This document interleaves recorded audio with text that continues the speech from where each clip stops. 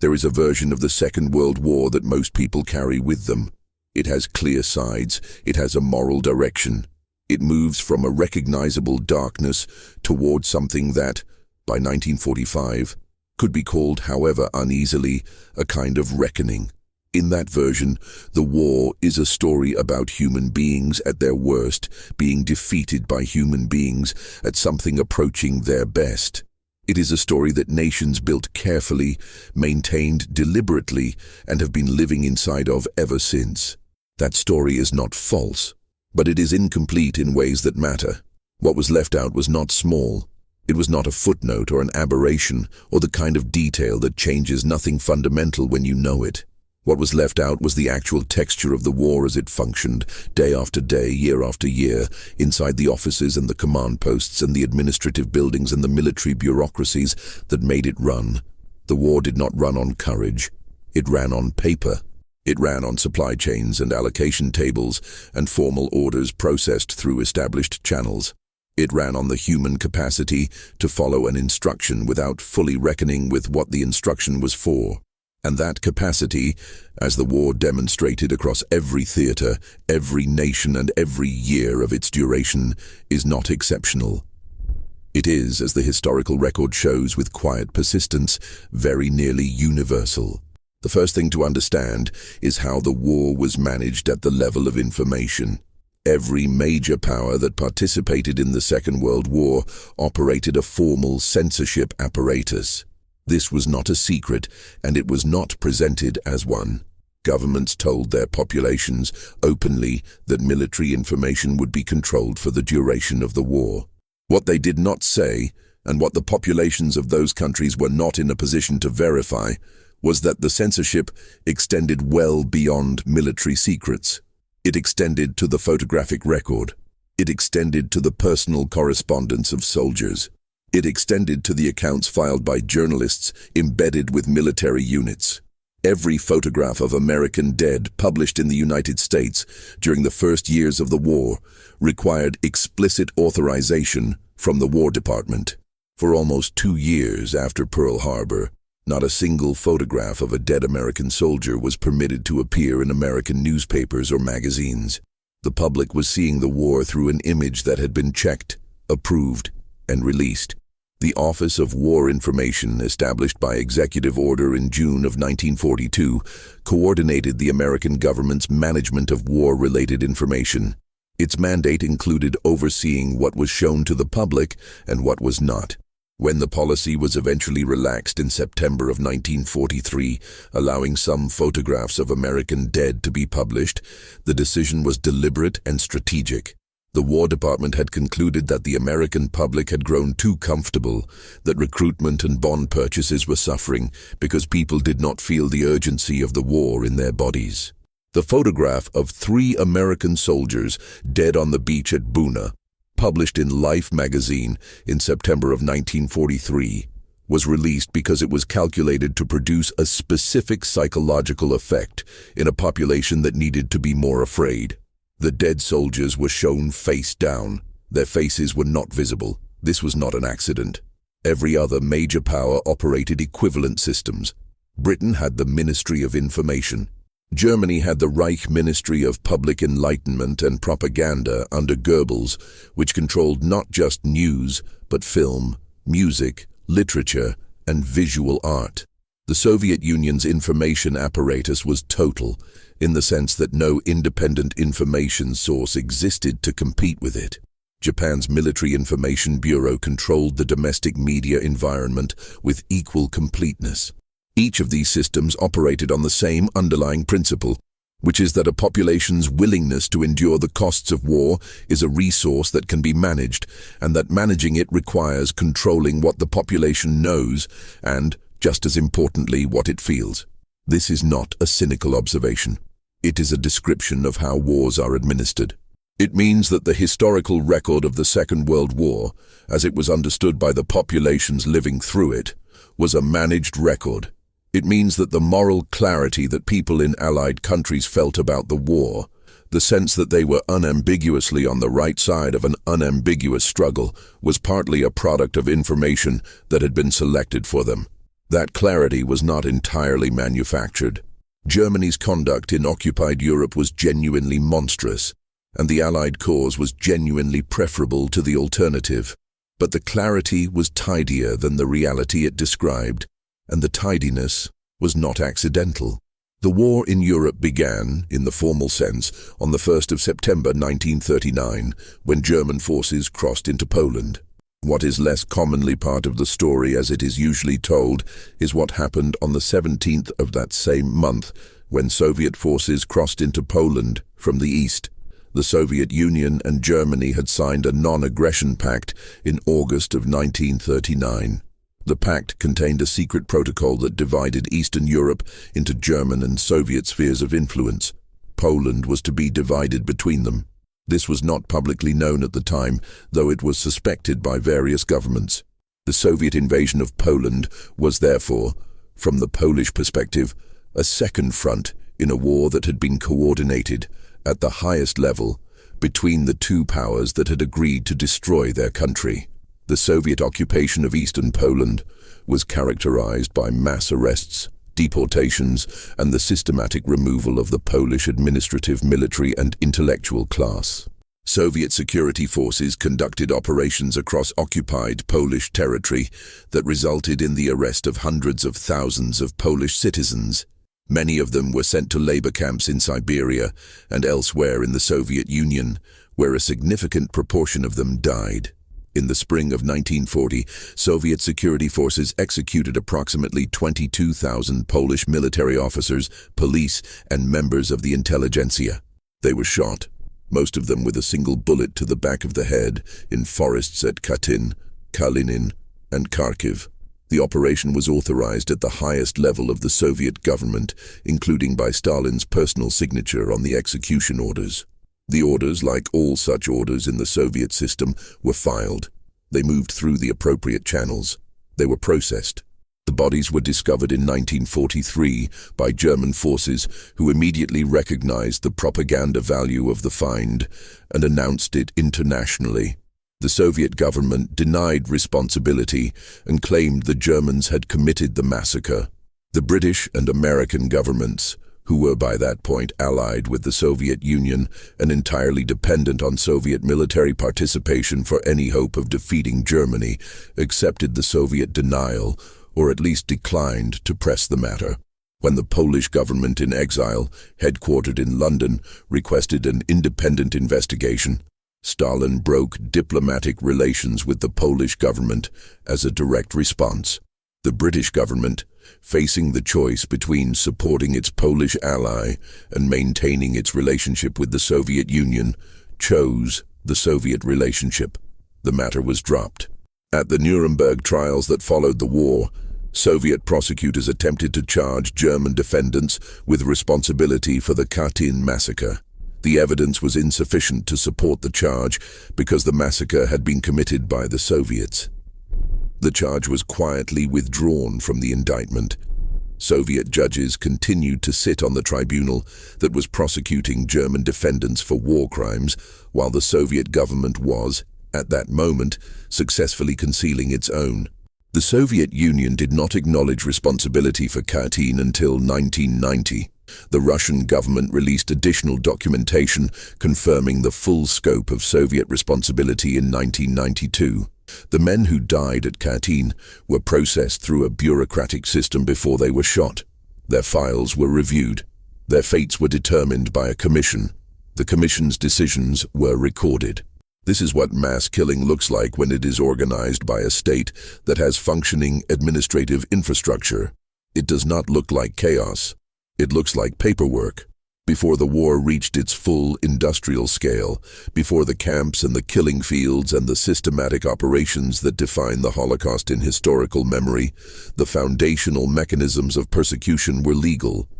They were passed through legislative bodies or issued as executive decrees. They were published in official government gazettes. They were enforced by regular police and civil administrators. The Nuremberg laws of 1935 stripped German Jews of citizenship and prohibited marriage or sexual relations between Jews and non-Jewish Germans. The laws were debated, drafted, amended and enacted through a formal governmental process. Legal scholars reviewed their language. Civil servants implemented their provisions. Courts adjudicated cases arising from them. The entire apparatus of a functioning legal system was applied to the project of stripping a population of its legal standing. By 1939, German Jews had been excluded from most professions, stripped of their property through mechanisms that included both direct confiscation and coerced sale at prices far below market value, forbidden from attending German schools and universities, required to carry identity documents identifying them as Jewish, and required to add the names Israel or Sarah to their legal names for identification purposes. All of this was legal. All of it had been accomplished through official processes. A person living in Germany who read the official gazette and followed the law would have known exactly what the law required at each stage. The law's requirements were clear. What this means is that the path from the legal persecution of 1933 through the deportations of the early 1940s to the killing operations that followed was not a path from legality to illegality. It was a path along which the law moved with the persecution, always providing a formal framework, always maintaining the procedural character of official action. When Jews were deported from German cities and later from countries across occupied Europe, the deportations were conducted under administrative authority. There were forms. There were lists. There were transport schedules coordinated with the Reich Railways, which was a functioning government agency that charged standard commercial rates for the movement of deportees and processed the payment of those fares through normal accounting procedures. The railway officials who managed these transport schedules were transportation professionals doing transportation work. The Wannsee Conference was held on the 20th of January 1942 in a lakeside villa in a suburb of Berlin. 15 senior German officials attended. The meeting had been called by Reinhard Heydrich of the SS to coordinate the implementation of what the agenda described as the final solution to the Jewish question. The meeting lasted approximately 90 minutes. Notes were taken by Adolf Eichmann. The resulting document, the Wannsee Protocol, discusses the logistics of killing approximately 11 million Jews across Europe and occupied Soviet territory. It discusses them in the language of administrative coordination. It identifies which agencies have responsibility for which populations. It discusses exceptions and special cases. It is organized as a meeting record because that is what it is. Lunch was served at the conclusion of the meeting. The protocol was distributed to the relevant agencies as a coordination document. Officials in those agencies received it, read it, initialed it to confirm receipt, and filed it. It moved through the bureaucratic system of the German government as a routine interagency communication because administratively that is what it was. The people who received it were not being told something they did not know. The meeting was not where the decision was made. The decision had already been made, and the meeting was called to ensure that the various government agencies involved in its implementation were working from the same plan. Wannsee was a coordination meeting. The Holocaust was already in progress. The Einsatzgruppen were mobile killing units attached to the German army's advance into Soviet territory following the launch of Operation Barbarossa in June of 1941. There were 4 main groups, designated A, B, C, and D, each assigned to a different sector of the front. Their function was to follow behind the advancing military and to kill Jews, Soviet political officials, Roma, and other designated populations in the newly occupied territories. They operated for approximately 18 months across a geographic area spanning from the Baltic states through Ukraine and into the Soviet interior. During that period, they killed approximately 2 million people, the majority of them Jewish. The Einsatzgruppen submitted regular operational reports to Berlin. These reports were compiled, processed, and distributed to relevant agencies as intelligence and administrative documents. The reports itemized numbers of people killed, broken down by category. They noted operational challenges and solutions. They recorded the units involved and the locations of each action. The reports were bureaucratic documents. They were filed in the normal course of administrative business. At Babi Yar, a ravine on the outskirts of Kyiv, Einsatzgruppe C killed 33,771 people over 2 days at the end of September 1941. That precise number exists because it was in the operational report. Someone counted. Someone wrote the number down. The report was transmitted to Berlin and processed. The killing at Babi Yar was organized and publicized in advance within the local population. Notices were posted in Kyiv instructing Jews to assemble at a designated location on the 29th of September, bringing their documents, money, and warm clothing. The notices said they were being resettled. Approximately 34,000 people came. They were marched to the ravine in groups. They were ordered to undress. Their belongings were collected and sorted. They were shot. The operation was conducted over 2 days by a relatively small number of personnel, which is why efficiency is the correct word for it. The organizational design was effective. The notice, the assembly point, the march, the collection of property, the shooting, the burial, all of it was structured to process large numbers of people with minimal disruption to the operational schedule. The commandant who oversaw Auschwitz-Birkenau from May of 1940 until late 1943 was Rudolf Höss. He was an SS officer who had previously served at Dachau and Sachsenhausen. He was assigned to Auschwitz as its first commandant and was responsible for its development from an initial camp into the largest killing installation in the German camp system. After the war, before his execution, Höss wrote a memoir. The memoir reads in large portions as an administrative account. He describes problems of infrastructure and capacity. He describes difficulties with the cremation facilities and the modifications made to address those difficulties. He describes personnel management challenges. He describes improvements to operational procedures that increased the throughput of the killing process. He uses language appropriate to the management of a complex logistical facility, because from his professional perspective, that is what he was managing. At its operational peak in the summer of 1944, during the deportation and murder of Hungarian Jews, the camp killed approximately 6,000 people per day. The process was organized in shifts. There were receiving procedures, selection procedures, killing procedures, and disposal procedures, each handled by assigned personnel with defined responsibilities. The physicians who conducted the selections on the arrival ramp at Auschwitz, deciding which arrivals would be sent immediately to the gas chambers and which would be registered as camp laborers, were making medical assessments in their professional capacity as physicians. The assessment was whether an individual was capable of labor. Those who were not, the elderly, the ill, children, their mothers, were directed to the left. Estimates suggest that between 70 and 80% of each arriving transport was directed left. They were dead within hours of their arrival. Josef Mengele, who served as a physician at Auschwitz and conducted extensive medical experiments on prisoners, particularly twins, has become in popular historical memory a figure of singular evil, a symbol of the medical profession's betrayal of its foundational commitments. This framing is accurate as far as it goes. His actions were monstrous, but he was not an aberration within the German medical profession. The medicalization of racial ideology in Germany had been a project of the German medical establishment for decades before the war. German physicians had contributed substantially to the intellectual and theoretical foundations of Nazi racial policy.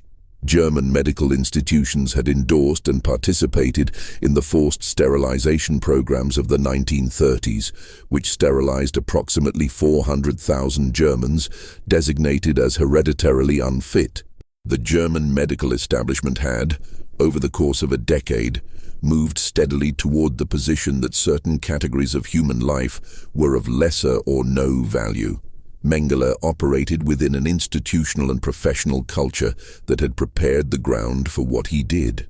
The medical experiments conducted within the German camp system involved physicians from multiple institutions and covered a wide range of topics. Hypothermia experiments at Dachau exposed subjects to extreme cold to study the limits of human endurance and the most effective methods of rewarming, with direct applications to the survival of German pilots shot down over cold water. High-altitude experiments simulated conditions at extreme altitude in low-pressure chambers. Sulfanilamide experiments deliberately infected wounds and then tested treatments. Seawater experiments forced subjects to drink only seawater to determine the length of survival. Bone, muscle, and nerve regeneration experiments involved deliberate surgical mutilation. Malaria experiments infected subjects and tested treatments. All of these experiments produced data. The data was recorded in scientific format. Some of it was published in peer-reviewed journals during the war. It was presented, reviewed, and cited by members of the German scientific community who knew or could have known under what conditions the data had been collected. After the war, American military researchers obtained access to some of this experimental data. The question of whether data obtained through the torture and killing of prisoners could or should be used in subsequent research became a matter of internal debate within the American scientific and military establishment. The debate was not primarily moral in character. It was primarily pragmatic. The data existed. Some of it was not easily replicable through ethical means. In some instances, particularly regarding hypothermia, the data was incorporated into American military medicine. The men and women who had been killed to produce that data were not consulted. Their deaths had already occurred, and the data had already been collected, and the question of whether to use it was framed as a question about information, not about the people whose lives had produced it. The Nuremberg doctors' trial, held in 1946 and 1947, prosecuted 23 defendants. 7 were sentenced to death. 9 received prison sentences. 7 were acquitted. The trial produced the Nuremberg Code, a set of principles establishing that voluntary informed consent is an absolute requirement for medical experimentation on human subjects. The Nuremberg Code did not prevent the United States Public Health Service from continuing the Tuskegee syphilis study, which had enrolled black men in Alabama in 1932 without their knowledge that they were research subjects. Withheld penicillin from syphilitic men after penicillin became available as a treatment in 1947 and continued until 1972, when a journalist obtained internal documents and published a story. The study was ended as a result of public pressure following media coverage. It was not ended because of an institutional recognition that it violated the principles established at Nuremberg 6 years earlier. The bombing of European cities from the air was conducted by all major belligerents during the war, and the language used to describe it varied consistently based on who was doing the bombing and who was receiving it. German bombing of Warsaw, Rotterdam, and London was described in Allied press and official communications as attacks on civilians, as terror bombing, as evidence of German barbarism. These descriptions were accurate. The bombing of Warsaw in September of 1939 killed thousands of civilians. The bombing of Rotterdam in May of 1940 killed approximately 800 people and destroyed the center of a major Dutch city. The Blitz, the German bombing campaign against British cities that began in September of 1940 and continued through May of 1941, killed approximately 43,000 British civilians and left approximately 46,000 injured. When the Royal Air Force began its strategic bombing campaign against Germany, the language changed. The RAF's campaign, directed from 1942 onward by Air Marshal Arthur Harris, was premised on a theory that had been developed over the preceding decades by British air power theorists, a theory holding that aerial bombardment of civilian populations could break the morale of enemy nations and cause the collapse of their will to continue fighting. The theory had not been empirically tested at scale. Harris and his supporters believed it. The campaign was built around it. The RAF's Area Bombing Directive of February 1942 explicitly authorized attacks on civilian morale. The directive stated that the primary objective was focused on the morale of the enemy civil population, and in particular of the industrial workers. This was not ambiguous. The civilians were the target. The industrial framing was strategic language that acknowledged the industrial character of the cities being bombed, but the intent to kill and displace civilian workers as a means of destroying their willingness to support the German war effort was the operational logic of the campaign. Harris was implementing a strategy whose moral implications he did not conceal within the institutional discussions of his command. He referred to the German cities being bombed as dehousing the German population. The word he chose depersonalized the process it described. Between 1942 and 1945, the RAF's Bomber Command flew approximately 364,000 sorties over Europe and dropped approximately 1 million tons of bombs.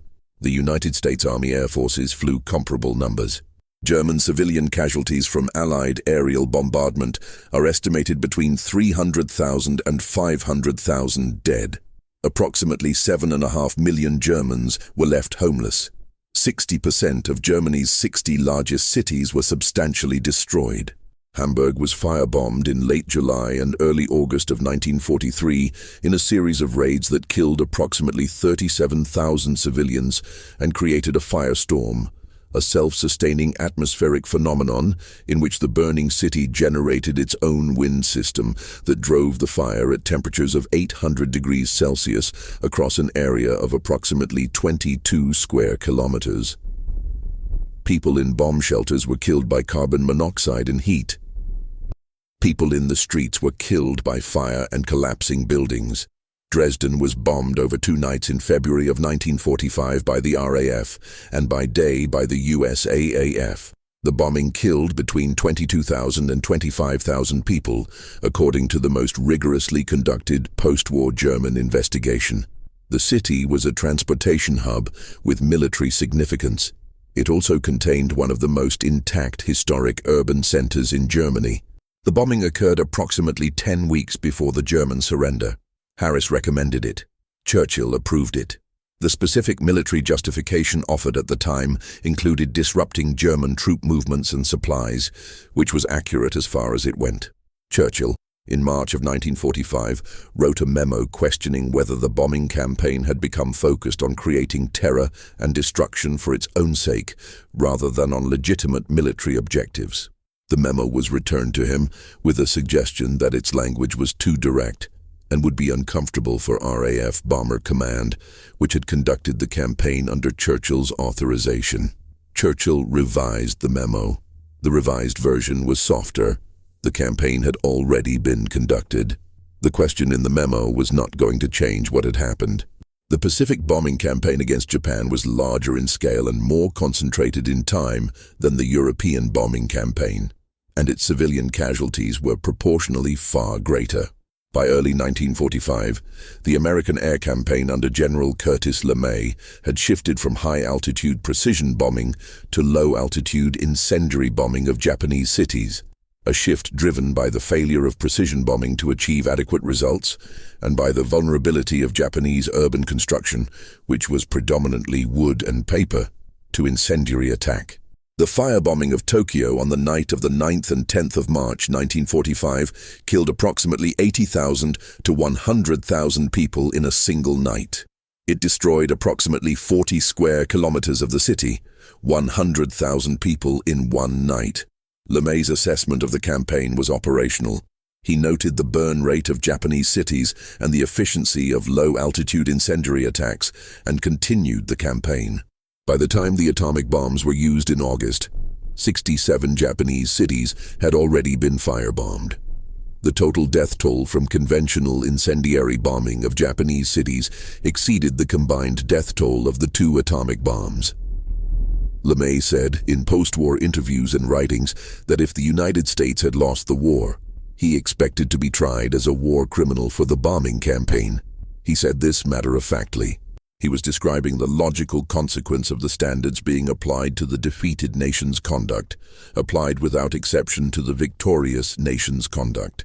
He understood that the standards were not being applied without exception, and his matter-of-fact observation reflects a clear-eyed assessment of how the post-war legal framework was actually operating. The atomic bombing of Hiroshima on the 6th of August 1945 killed an estimated 70,000 to 80,000 people immediately. Within months, deaths from radiation sickness and injuries brought the total to between 90,000 and 166,000. The atomic bombing of Nagasaki on the 9th of August killed an estimated 40,000 people immediately, with total deaths reaching between 60,000 and 80,000. These bombings have been the subject of sustained historical and moral debate for 80 years. The debate has centered on whether the bombings were necessary to end the war without an American invasion of the Japanese home islands, and whether the alternative of invasion would have resulted in more deaths than the atomic bombings. What is less commonly part of the debate is the targeting process. The targeting committee that selected Hiroshima and Nagasaki as the primary and secondary targets had also maintained a list of Japanese cities that were excluded from the conventional bombing campaign, specifically so that the effects of the atomic weapon could be assessed without the confounding variable of prior destruction. Hiroshima and Nagasaki had been largely spared from the firebombing that had devastated other Japanese cities. They were preserved in part to serve as experimental baselines. The precision of that observation is worth sitting with. The cities were kept intact so that what happened to them could be measured accurately. The treatment of prisoners of war across the Second World War was formally governed by the 1929 Geneva Convention, which established minimum standards for the treatment of captured combatants. The degree to which those standards were observed varied by theater, by capturing nation, and by the racial or political classification of the prisoners being held. German prisoners of war captured by the Western Allies and held in camps in the United States and Britain were, in general, treated in accordance with the Geneva Convention. Food, shelter, and medical care were provided at standards that, while not comfortable, were not systematically lethal. Many German POWs held in American camps worked on farms and in factories under conditions they described in post-war accounts as notably better than what they had experienced in combat. The death rate for German and Italian prisoners in American custody was approximately 1%. Soviet prisoners in German custody died at a rate of approximately 57%. Of the approximately 5,700,000 Soviet soldiers taken prisoner by Germany during the war, approximately 3,300,000 were dead by the end of it.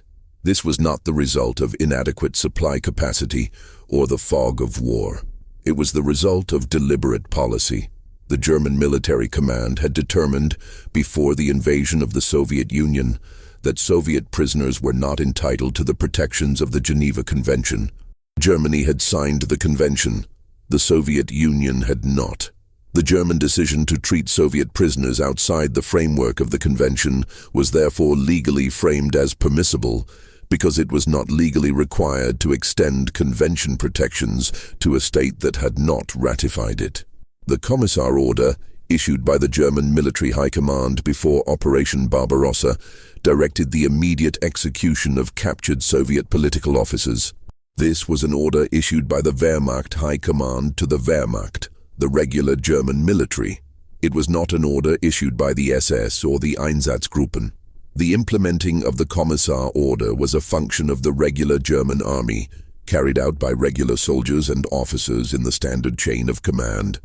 The systematic starvation and exposure of Soviet prisoners in German camps was a function of deliberate policy decisions about resource allocation enforced through the standard administrative mechanisms of the German military. The decision was made that Soviet prisoners would receive subsistence below what was necessary to sustain life, because their lives were not considered a resource worth the cost of sustaining. American and British prisoners in German camps died at a rate of approximately 4%.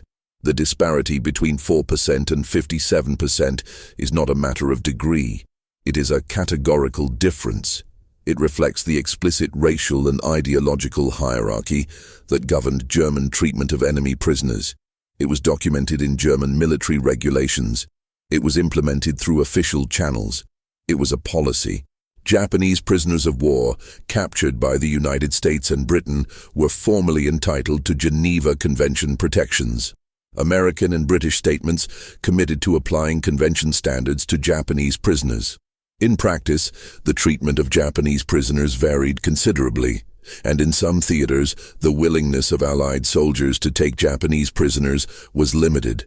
The ratio of Japanese dead to Japanese prisoners in the Pacific War is far higher than comparable ratios in the European theater, reflecting both Japanese willingness to fight to the death rather than surrender, and in some documented instances, Allied decisions not to take prisoners. Allied soldiers who were captured by Japan and held in Japanese camps died at a rate of approximately 27%, compared to 4% for Allied prisoners held by Germany. The conditions in Japanese POW camps across Asia and the Pacific were characterized by severe malnutrition, forced labor, systematic physical abuse, and medical neglect.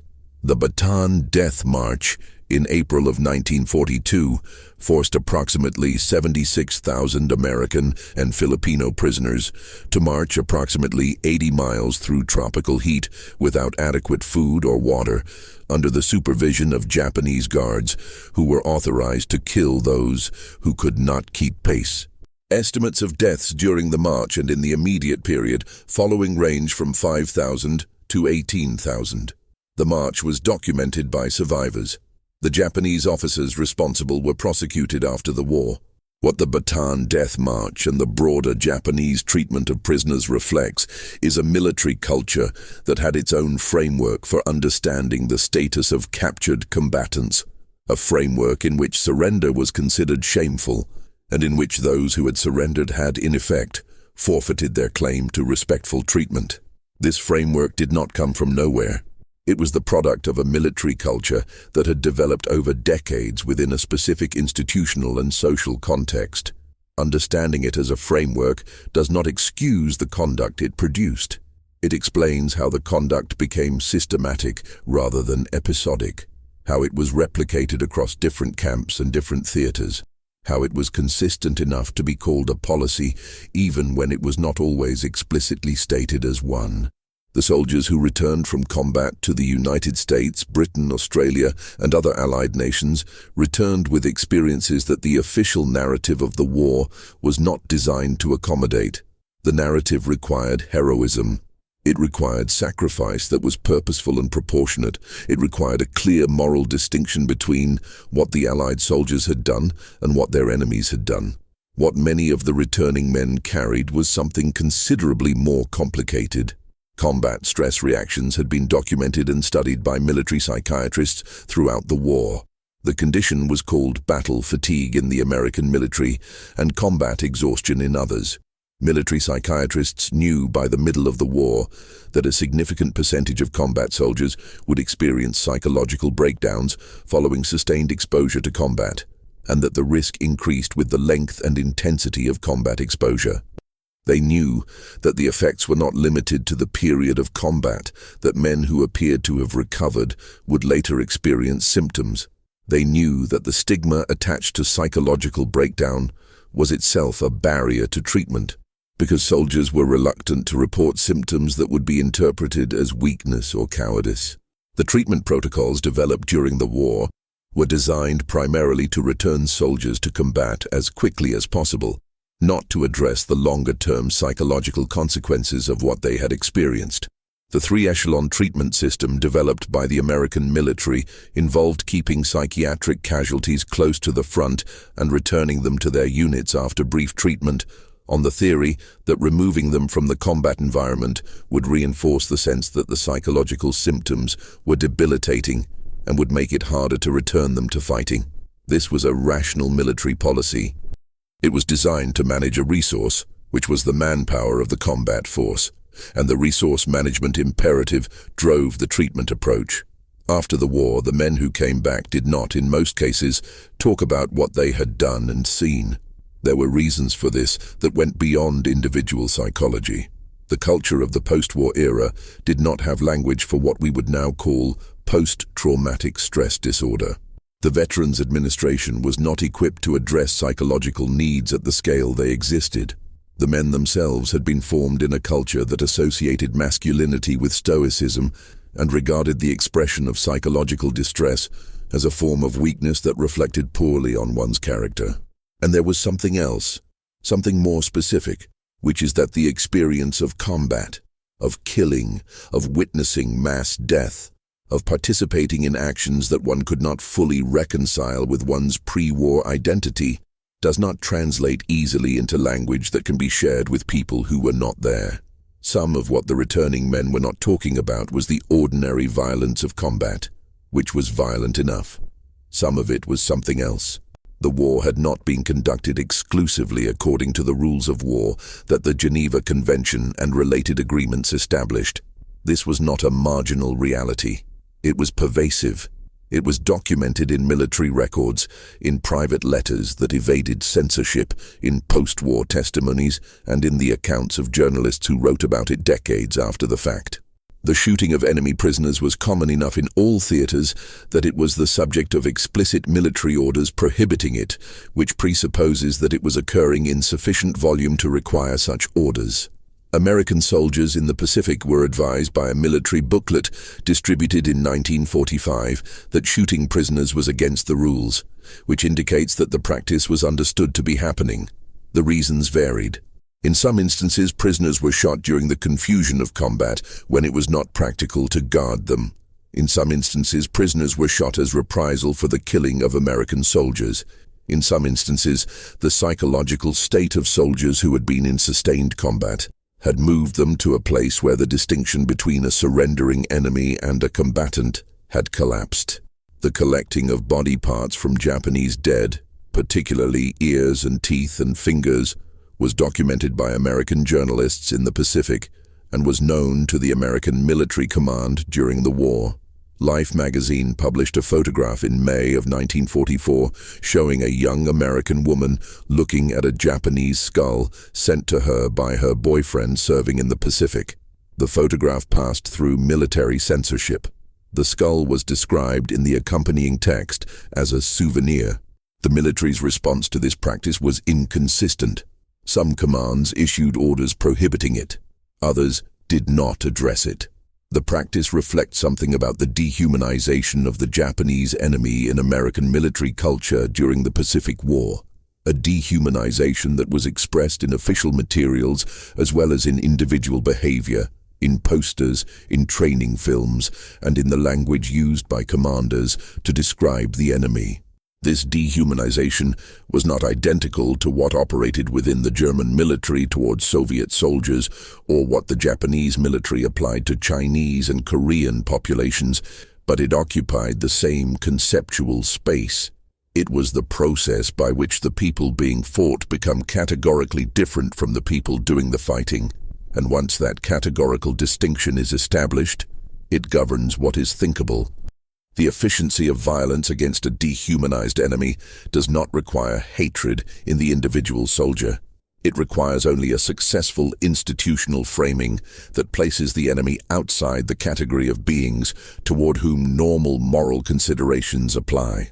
That framing is a function of training, of leadership language, of the accumulation of small categorizations that build over time into a comprehensive picture. The African-American soldiers who served in the segregated United States Army throughout the war experienced a form of the institutional efficiency of categorical distinction from inside the category being distinguished. The Army maintained a policy of racial segregation from the beginning of the war through its conclusion. African-American soldiers served in separate units, were housed in separate facilities, received inferior equipment in some documented cases, and were excluded from most combat roles in the early years of the war on the stated grounds that black soldiers were psychologically unsuited for frontline combat. This exclusion was a policy position supported by reports from the Army's own personnel evaluation systems, which had been constructed in ways that built racial bias into their methodology, and whose results were then cited as evidence for the exclusion they had been designed to produce. The Tuskegee Airmen trained at a segregated facility in Alabama under conditions that included, in the early period, a stated assumption by senior Army Air Forces officials that the program would fail and that this failure would confirm the policy of excluding black pilots. The assumption was wrong. The airmen who trained at Tuskegee flew more than 15,000 sorties in the Mediterranean and European theaters, escorting heavy bombers and conducting ground attack missions. The 382nd Fighter Group developed a reputation, accurate or not, for the reliability of their bomber escort, and was eventually requested by some bomber groups specifically. The men who flew these missions returned to a country whose laws required their racial segregation and whose government maintained legal structures ensuring their status as second-class citizens in most of the states where they lived. On military bases in the American South, the practical reality of segregation was documented in specific ways that have remained part of the historical record. African American soldiers were in several documented instances barred from facilities on military bases that were accessible to German prisoners of war held at or near those bases. The German prisoners, who were citizens of a nation that the United States was fighting, were classified within the American racial hierarchy in a way that placed them above American soldiers who were citizens of the country doing the fighting. The irony was specific, visible, and recognized at the time. It was the subject of editorials in African American newspapers. It was the subject of complaints filed through military channels. The complaints were processed, and in most cases no action was taken. The Double V campaign, launched by the Pittsburgh Courier in February of 1942, called for victory against fascism abroad and victory against racism at home. The campaign was understood by the African American community as a statement that the war's moral claims could not be separated from the domestic conditions under which Black Americans were being asked to fight. The Roosevelt administration monitored African American press coverage of the war with some concern, both because of the criticism of domestic racial policies and because of the fear that African American disillusionment with the war effort would affect morale and cooperation. The FBI under Hoover investigated African American newspapers for sedition. The papers continued to publish. The Japanese-American internment that followed Pearl Harbor was the domestic application of the same categorical logic that governed so much of the war's institutional structure. Executive Order 9066, signed by President Roosevelt on the 19th of February 1942, authorized the designation of military areas from which specified persons could be excluded. The order did not name Japanese Americans by name. It did not need to. The military orders issued under the authority of the executive order applied to persons of Japanese ancestry on the west coast of the United States. Approximately 120,000 people were affected. 2/3 of them were American citizens. They were given between 48 hours and a week to dispose of or store their property, then required to report to assembly centers, which were, in many cases, fairgrounds and racetracks converted to temporary holding facilities, and subsequently transported to 10 relocation centers, which was the government's terminology for internment camps. The camps were located in remote areas of the western interior. They were surrounded by barbed wire and guard towers with armed guards. The internees were housed in converted barracks with minimal privacy and inadequate heating. The facilities were not designed for extended occupation, but the internment lasted for the duration of the war. The internees lost their homes, their farms, their businesses, and in many cases their savings, because assets had to be liquidated quickly at prices set by buyers who knew they were dealing with sellers who had no choice. The Supreme Court upheld the constitutionality of the internment in Korematsu v. United States, decided in December of 1944. Justice Hugo Black, writing for the majority, held that the exclusion order was justified by military necessity. Justice Robert Jackson, in dissent, wrote that the majority opinion had validated a principle that military commanders could override constitutional rights on a claim of necessity that would be available for use again. Jackson wrote that the principle lay about like a loaded weapon ready for the hand of any authority that can bring forward a plausible claim of an urgent need. The Korematsu decision was formally overruled in 2018.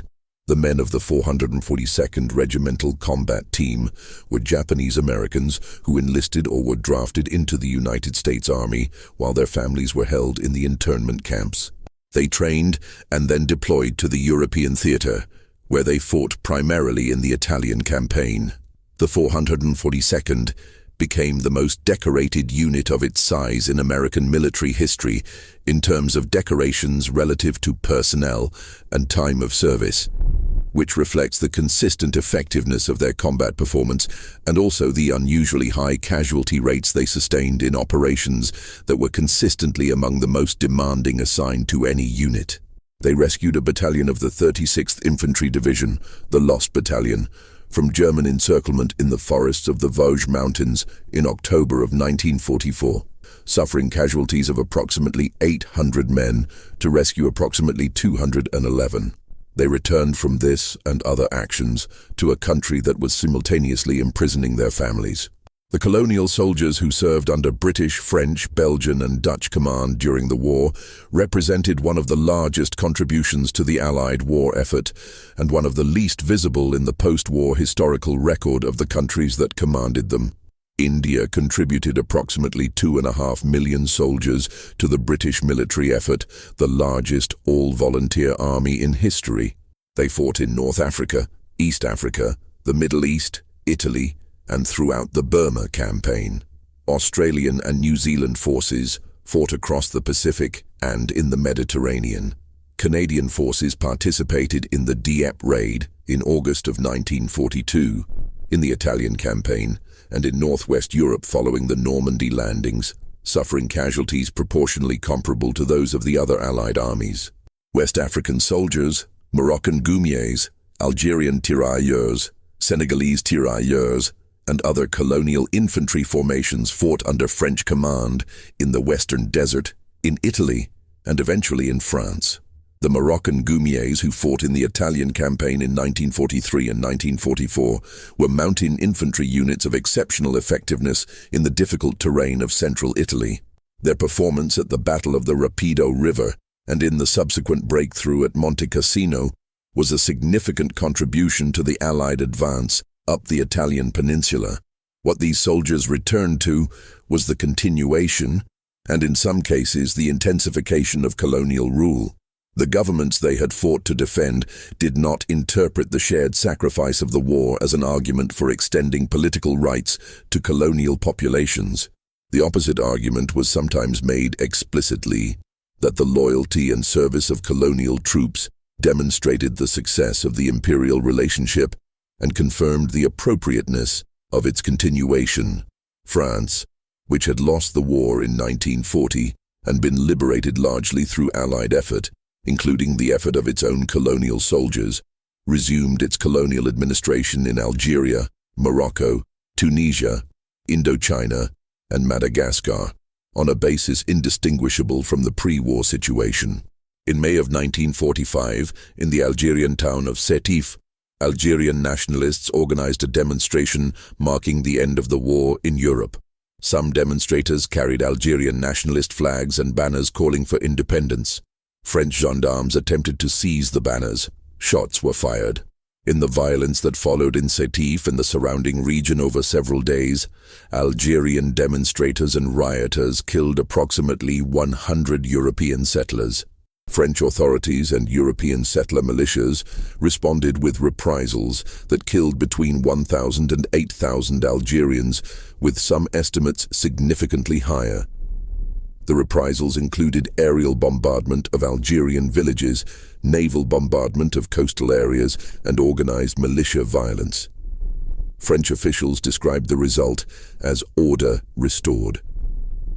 The Algerian War of Independence began 9 years later in 1954. In Indochina, Vietnamese nationalists who had collaborated with French resistance organizations during the Japanese occupation of Vietnam and who had received some American support in that collaboration declared independence from France in September of 1945, citing the Atlantic Charter, which the Allied powers had used as a foundational statement of their war aims, specifically its provision affirming the right of peoples to choose their own form of government. France refused to accept Vietnamese independence and began the process of reasserting colonial control that became the First Indochina War, which lasted until 1954, when French forces were defeated at Dien Bien Phu, and which laid the foundations for the subsequent American involvement that became the Second Indochina War. The Bengal famine of 1943 killed between 2 million and 3 million people in British India.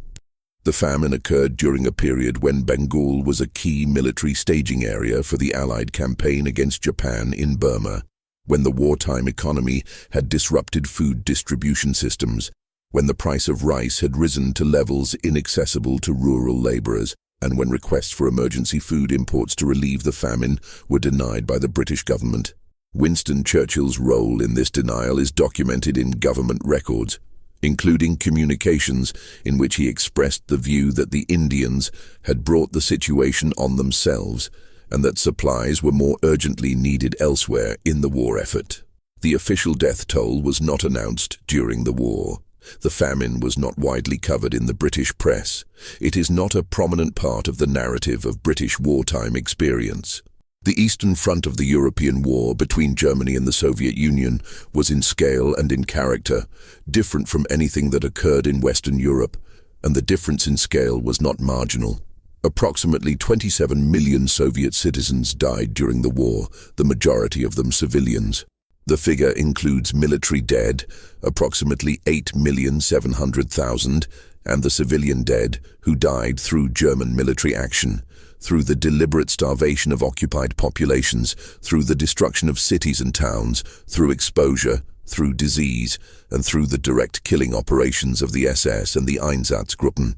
The siege of Leningrad lasted from September of 1941 to January of 1944, 872 days. During this period, the city was surrounded by German forces on 3 sides and by Finland on a 4th, with a narrow supply corridor across Lake Ladoga being the only means of access to the besieged population. Approximately 800,000 to 1 million civilians died during the siege, the majority from starvation. The city's food supply collapsed within months of the siege beginning, and by the winter of 1941 and 1942, the daily bread ration in Leningrad had been reduced to 125 grams for workers and 75 grams for dependents. People ate dogs, cats, leather goods, glue, bark, and in a significant number of documented cases, human flesh. The decision to maintain the siege rather than allow the city to surrender had been made at the German command level, partly on the grounds that accepting the surrender of a city of several million people in a state of mass starvation would require feeding those people, and the German army did not have the supply capacity for that. It was more efficient, from a military logistics perspective, to let the city die. The Wehrmacht's conduct on the Eastern Front, and the degree to which it was complicit in atrocities beyond the specific operations of the SS and the Einsatzgruppen, was a subject of sustained historical controversy for decades after the war. The controversy was sustained partly by the deliberate construction of what historians have called the myth of the clean Wehrmacht, a narrative built primarily through the post-war memoirs of surviving German generals who portrayed the regular German army as having fought a professional military campaign according to the rules of war, while the SS and other political formations committed atrocities independently. This narrative served multiple purposes. It allowed former Wehrmacht officers to present themselves as honorable soldiers who had fought a legitimate war. It was useful to the Western powers who wanted to rearm West Germany and needed former Wehrmacht officers to staff the new Bundeswehr. It was accepted for several decades as a substantially accurate account. The historical research of the 1980s, 1990s, and early 2000s systematically dismantled this narrative. The Wehrmacht participated directly in the killing of Soviet prisoners in anti-partisan operations that targeted and killed civilian populations, in the economic exploitation and deliberate starvation of occupied Soviet territories, and in providing logistical support and operational coordination to the Einsatzgruppen, whose mass killing operations were conducted in the immediate operational rear of the advancing German armies with the full knowledge and, in many instances, the active cooperation of regular military commanders. The Hamburg exhibition on the crimes of the Wehrmacht, which opened in 1995 and toured German cities, confronted German audiences with photographic and documentary evidence of Wehrmacht participation in atrocities, and produced the most sustained public confrontation with this dimension of the war's history that had occurred in Germany since the Nuremberg trials. The concentration camp system that Germany operated across occupied Europe was not invisible to the German civilian population. The camps were not secret in the sense that their existence was unknown. Dachau, the first concentration camp, opened in March of 1933, was publicly announced in the German press. Germans knew camps existed. Germans who lived near camps could see the smoke from the crematoria. Guards rotated back into civilian communities and spoke, selectively, about where they had been. Trains carrying prisoners moved through towns whose residents saw them from platforms. Workers from surrounding communities worked in camp facilities.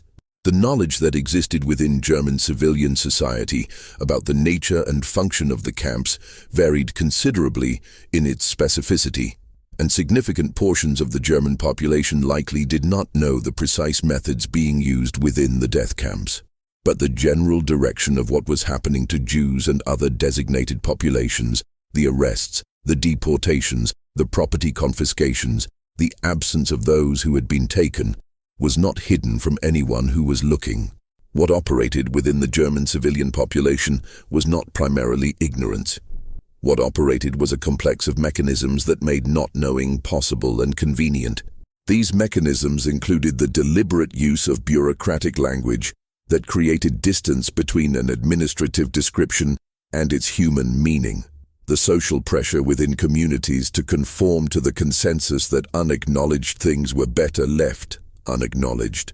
The consequences that attended the asking of inconvenient questions in a police state, and the human capacity for moral compartmentalization that allows people to register information without integrating it into the part of their thinking that governs action.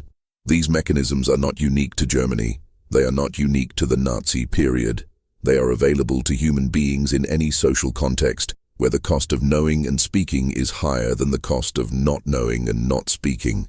The post-war period produced a set of institutional responses to what the war had revealed about the capacity of states and their bureaucracies for organized mass violence. The Nuremberg trials established the principle that crimes against humanity constituted a category of international law that could be prosecuted regardless of whether the actions that constituted them were legal under the domestic law of the state that committed them. This was a significant legal development. It meant that a state could not immunize its officials from international accountability by legalizing what they had done. The principle was established. Its application was uneven from the beginning. The Nuremberg trials prosecuted German defendants.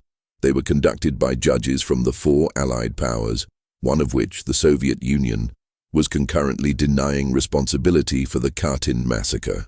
The Soviet judge who sat on the Nuremberg tribunal came from a system whose own record of mass political killing, deportation, and deliberate famine included the deaths of millions of people in the years between the wars. The selectivity of the tribunal's jurisdiction was visible and was noted by contemporaries, including by some of the defense attorneys who appeared before it. The selectivity did not invalidate the principles Nuremberg established, but it established from the beginning that those principles would be applied through a framework in which the victorious powers were the prosecutors and the defeated powers were the defendants. The Tokyo War Crimes Tribunal, the International Military Tribunal for the Far East, operated under similar constraints. It prosecuted 28 Japanese defendants between 1946 and 1948. Emperor Hirohito was not among them. The decision not to prosecute the emperor was made by General Douglas MacArthur as Supreme Commander for the Allied powers on grounds of strategic stability. The emperor's cooperation was assessed as essential to the functioning of the American occupation. His prosecution was assessed as likely to generate resistance. The assessment may have been correct as a strategic calculation. Its consequence was that the figure who held constitutional responsibility for the Japanese state during the war, and who had been briefed on and had endorsed major military operations throughout it, was exempted from the accountability process being applied to his subordinates. The immunity granted to the officers of Unit 731 is in some respects the clearest example of how post-war accountability was shaped by Cold War strategic interests. Unit 731 was a biological and chemical warfare research unit headquartered in Manchuria that conducted experiments on prisoners using bubonic plague, cholera, typhoid, anthrax, and other biological agents. It also conducted experiments using chemical agents, frostbite induction, vivisection, and other methods. The prisoners, designated as Maruta, which means logs, were primarily Chinese, Korean, and Soviet nationals. Estimates of the number killed in Unit 731's experiments range from 3,000 to 12,000. The experiments were systematic and documented. American intelligence identified Unit 731's activities shortly after the end of the war. General Douglas MacArthur authorized negotiations with the unit's commanders, led by Lieutenant General Shiro Ishii, that resulted in an immunity agreement under which American authorities would not prosecute Unit 731 personnel in exchange for access to the experimental data. The data was assessed as militarily valuable, particularly regarding biological agents with potential weapons applications. The immunity agreement was not public knowledge at the time. The Japanese officials who had overseen the systematic killing of thousands of prisoners in biological warfare experiments went on, in multiple cases, to careers in post-war Japanese medical and pharmaceutical institutions. The agreement was classified. Researchers began to identify its existence in the 1980s through Freedom of Information Act requests. The full documentation was not available until the 1990s. The recruitment of former German intelligence, military and scientific personnel by American and British organizations after the war was conducted with the knowledge that these individuals had Nazi-era affiliations and records that, if publicly known, would have made their recruitment politically untenable. Operation Paperclip brought more than 1,600 German scientists, engineers, and technical experts to the United States between 1945 and 1959. The program required participants to have their backgrounds assessed and cleared, and the documentation of those backgrounds was in numerous cases altered or suppressed to obscure Nazi Party membership, SS affiliation, or the use of concentration camp labor in wartime research programs. Werner von Braun holds a particular position in this history. He was an SS officer. He was a member of the Nazi Party. The V-2 rocket program that he directed used forced labor from the Mittelwerk facility, an underground factory in the Harz Mountains where concentration camp prisoners worked under conditions that killed thousands of them, from exhaustion, malnutrition, beatings, and summary executions. Von Braun knew the conditions under which his rockets were being built. He visited the facility. He requested additional prisoner laborers from the SS.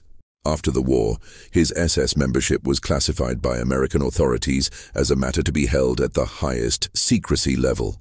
He came to the United States, worked for the American military, became the director of NASA's Marshall Space Flight Center, was the public face of the American space program, was a subject of popular admiration, was the subject of a Disney television series, and became an American citizen.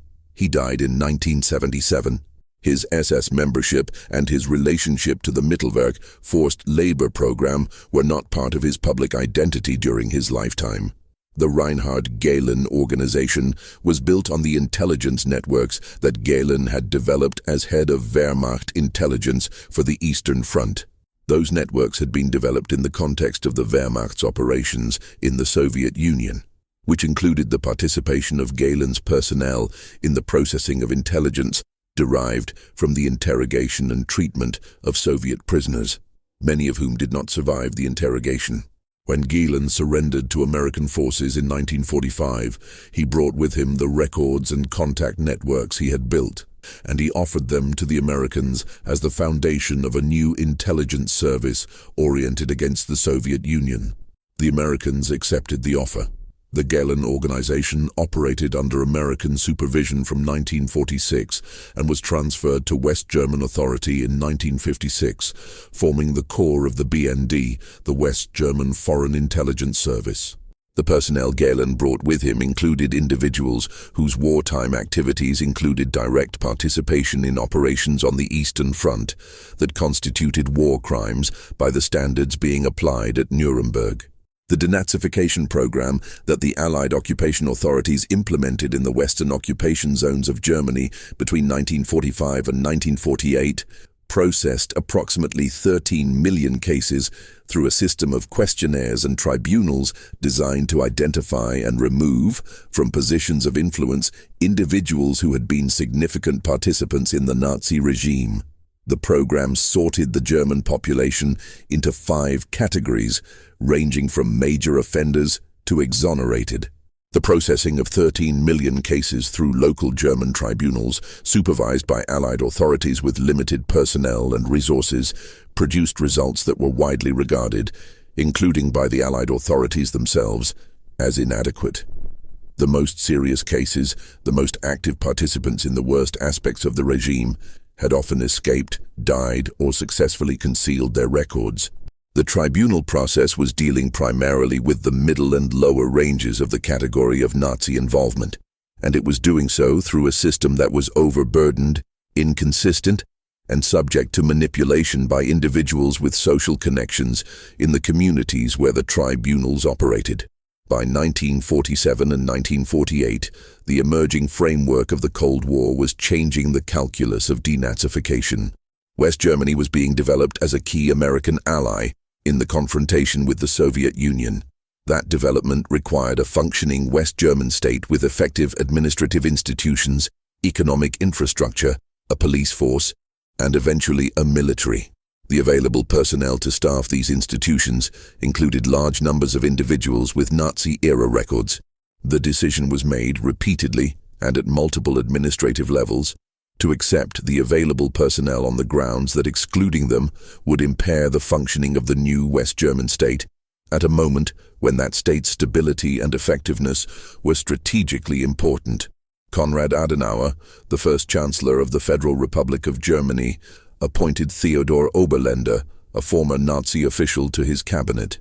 Hans Globke, who had written legal commentary on the Nuremberg racial laws, served as the head of the Federal Chancellery, the chief administrative office of the West German government throughout the Adenauer years. The West German Foreign Ministry in its early years employed a significant proportion of personnel who had served in the foreign ministry under the Nazi government. The West German judiciary in the early Federal Republic included judges who had served the Nazi judicial system and who had issued death sentences for offenses that had no moral content, such as listening to enemy radio broadcasts or making pessimistic remarks about the conduct of the war. The continuity of personnel between the Nazi state and the Federal Republic was not a secret in the sense that the individuals involved had concealed their prior identities. They were the same people with the same names, and in many cases their prior records were documented in the archives that the Allied occupation authorities had captured. The continuity was a policy outcome, the cumulative result of many individual decisions by German political figures and Allied occupation authorities, each of whom had reasons for the decision they made. Reasons that were strategically coherent within the framework of building a functional West German state as a bulwark against Soviet expansion in Europe. The nuclear weapons programs that the Second World War produced or accelerated did not end with the war. The Manhattan Project, which had employed more than 130,000 people at facilities across the United States, Canada, and Britain, had demonstrated that the industrial production of nuclear weapons was feasible. The Soviet Union had known about the Manhattan Project through intelligence penetration and accelerated its own program immediately after the American bombs were used against Japan. The Soviet Union tested its first nuclear device in August of 1949. Britain tested its first in October of 1952, France in 1960, China in 1964. The framework within which the atomic bombs had been used against Japanese cities, the framework in which civilian populations were legitimate objects of strategic attack, and in which the scale of potential destruction was a feature of the weapon rather than a defect, became the framework within which the nuclear arsenals of the Cold War were built and deployed. The nuclear war planning conducted by the American Strategic Air Command in the late 1940s and throughout the 1950s was premised on the mass killing of Soviet and Chinese civilian populations as the primary mechanism of deterrence and, if deterrence failed, warfighting. The targeting plans required the killing of hundreds of millions of people. The plans were prepared by professionals working in planning offices. They were reviewed through established military processes. They were briefed to civilian officials. They represented the continuation, in institutional form, of the strategic logic that had governed the bombing campaigns of the Second World War. The veterans who returned from the war and said nothing about what they had done, unseen, were not, in most cases, concealing discrete crimes. They were concealing the weight of having lived inside a system that was organized, methodical, efficient, and catastrophic at a scale that no individual was positioned to resist, comprehend, or fully account for. The system had its own momentum. It had its own logic. It processed people through it on all sides, in all roles, and what came out of the other end was what the system was designed to produce. The war ended in May of 1945 in Europe and in September of 1945 in the Pacific. The surrenders were signed. The occupation zones were established. The trials were convened. The reconstruction began. The intelligence services that had been built during the war were converted to peacetime structures and continued operating. The weapons programs that had been developed during the war continued and expanded. The institutional arrangements that had made the war's conduct possible, the bureaucratic frameworks, the legal structures, the command systems, the professional cultures, the mechanisms of categorical distinction between populations, all of them continued in modified form in the states that had fought the war, the victorious ones and the defeated ones alike. The war ended. The systems did not.